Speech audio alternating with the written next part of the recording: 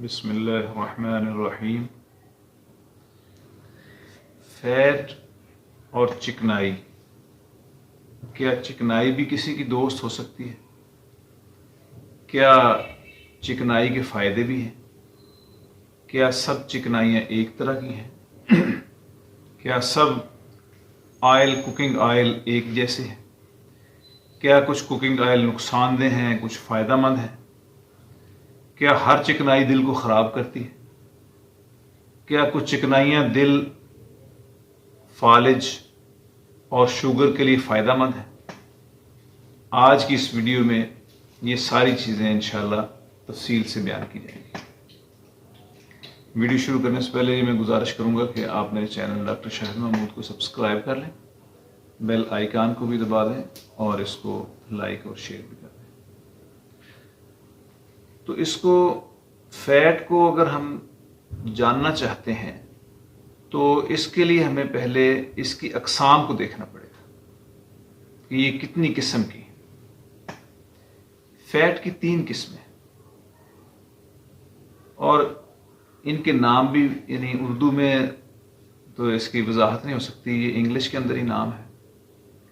एक है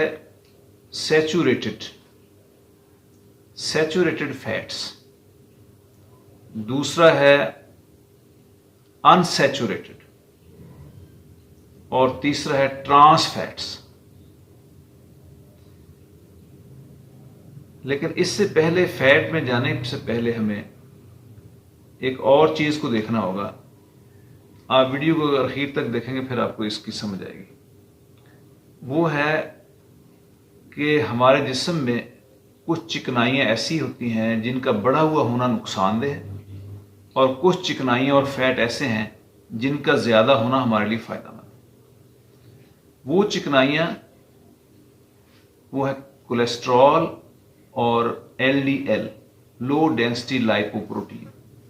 ये अगर खून के अंदर, जिस्म के अंदर ज्यादा हो जाए तो ये दिल के दौरे का और खून की नालियों के अंदर चिकनाई के जमने का और फालिज का जरिया बन जाते हैं। और एक और HDL, ये चिकनाई ऐसी है कि ये हमारे दिल के लिए भी फायदेमंद है, खुराक की नालियों के लिए भी फायदेमंद है और हमें दिल के दौरे से और हमें फालिज से हमारी हिफाजत करती है। तो अब वो चिकनाइयाँ जो कि कोलेस्ट्रॉल और LDL को कम करें और HDL को बढ़ाएं, वो हमारे लिए फायदेमंद है। और वो चिकनाइयाँ जो कि LDL और कोलेस्ट्रॉल को बढ़ाएं और HDL को कम करें, वो हमारे लिए नुकसान है। तो ट्रांस फैट जो है ना, वो, उसका काम ये है कि कोलेस्ट्रॉल को बढ़ाता है और LDL को बढ़ाता है और HDL को कम करता है। ये इंतहाई नुकसानदेह है। दूसरा है इन बिटवीन, उसको हम सैचुरेटेड फैट्स कहते हैं। सैचुरेटेड फैट्स ये दोनों को बढ़ा देते हैं, कोलेस्ट्रॉल और LDL को भी बढ़ा देते हैं और HDL को भी, हाई डेंसिटी लाइपोप्रोटीन को भी बढ़ा देते हैं। तो इसके फायदे भी हैं, नुकसान भी हैं, इसलिए इसे कहते हैं दरमियान के अंदर है। और तीसरा है अनसैचुरेटेड, उसकी 2 किस्में हैं, पोली और मोनो। ये, इनका बहुत अच्छे असरात हैं। ये LDL को और कोलेस्ट्रॉल को कम करते हैं और HDL को बढ़ाते हैं।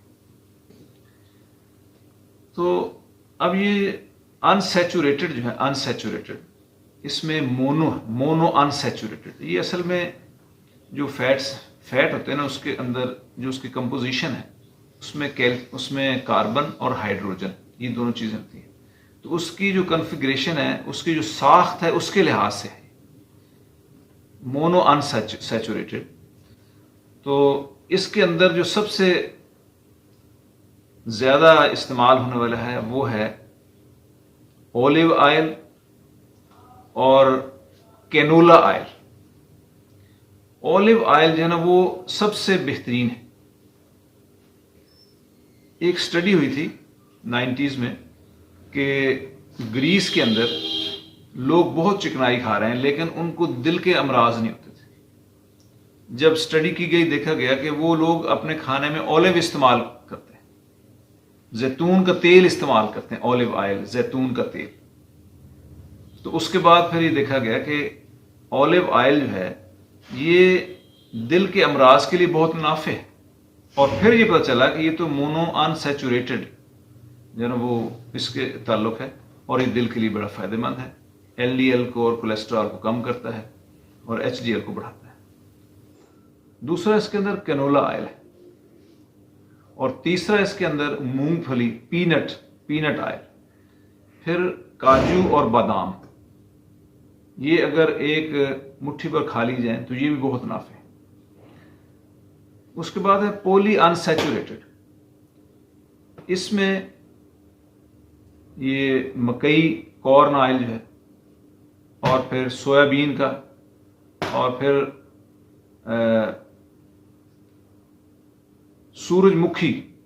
सूरजमुखी का तेल, सनफ्लावर।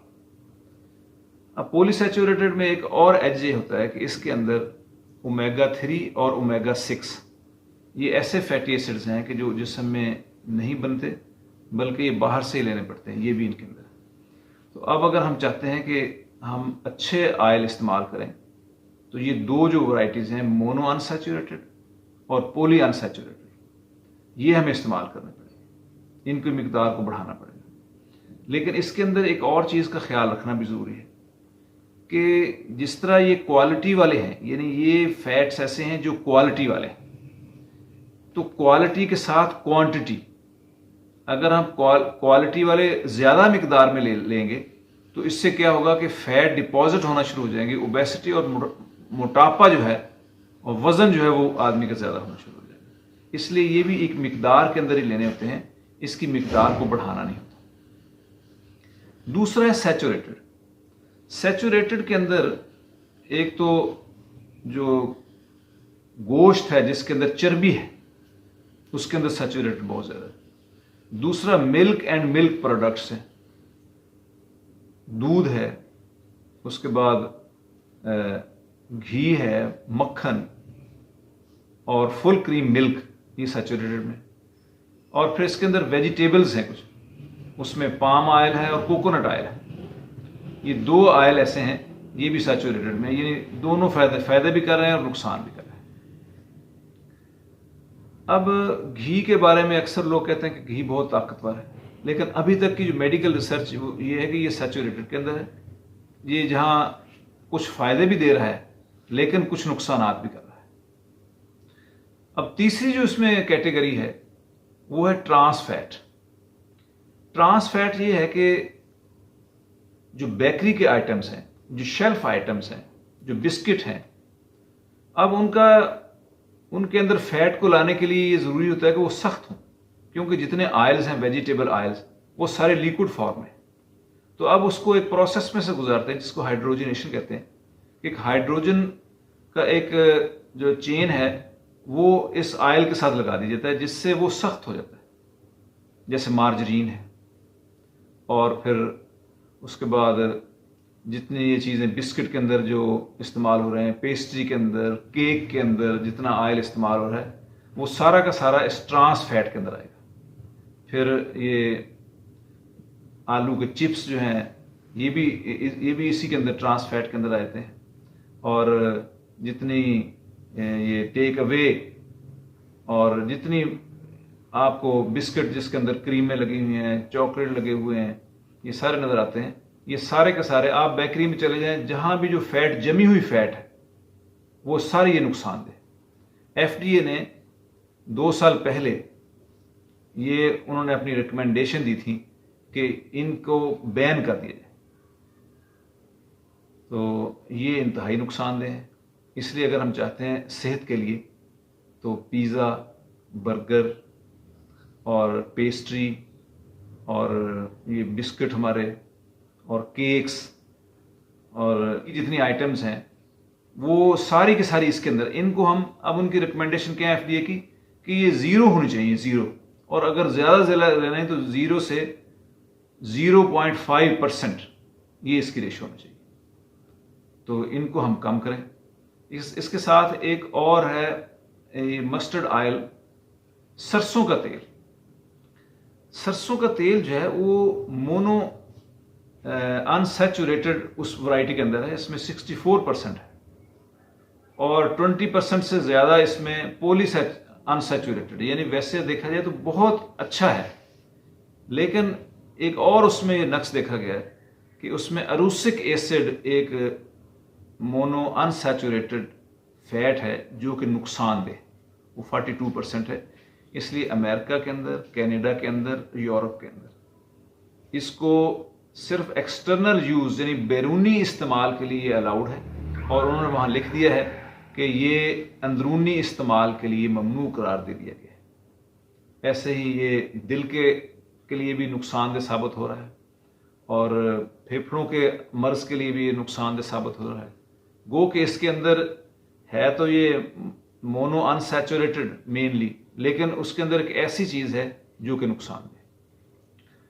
तो उम्मीद है आपको ये वीडियो इस लिहाज से पसंद आई होगी और उम्मीद है आपको ये बात वाज़ेह हो गई होगी कि अब हमने अपना लाइफस्टाइल किस तरह अपनाना है, कि हमने ये बेकरी के प्रोडक्ट्स जो हैं, pizza, burger, biscuit, pastry, cake, fried chips और जो इनके और प्रोडक्ट्स हैं उनसे हमने बचना है अगर हम चाहते हैं कि हम हार्ट अटैक से और फालिज से, शुगर से और बिला वजह सोजश से और मोटापे से और वज़न को बढ़ाने से अगर हम बचना चाहते हैं तो हमें इनसे परहेज करना होगा।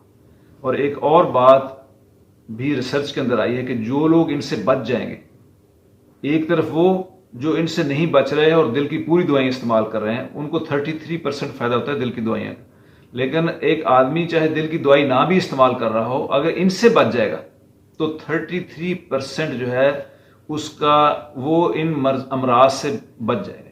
ये इतने इसके अंदर नुकसान है इन चीज़ों के अंदर। और हम अपने जो दूसरी चीज़ें हैं, दूध वगैरह है, उसको भी हम कोशिश करें कि क्रीम, उसके अंदर क्रीमी चीज़ों से बचें और ज़्यादा जो फैट की अपनी रिक्वायरमेंट है, अपनी ज़रूरियात हैं, वो हमने अनसैचुरेटेड मोनो से और पोली से, जिसके अंदर जैतून और कैनोला और ये मूंगफली है, फिर बादाम, काजू, सूरजमुखी, सोयाबीन और कॉर्न जो है, मकई, इनसे हम अपनी ज़्यादा फैट की, जब भी हम जाते हैं किसी यूटिलिटी स्टोर पर या किसी मॉल में, तो हम उसके इंग्रेडिएंट देख सकते हैं कि इसके अंदर पोली कितना है, मोनो कितना है, ओमेगा 3 कितना है, ओमेगा 6 कितना है। तो उम्मीद है आपको ये वीडियो मेरी पसंद आई होगी और आप इसको लाइक और शेयर भी करें और मेरे चैनल को भी सब्सक्राइब करें। Thanks for watching.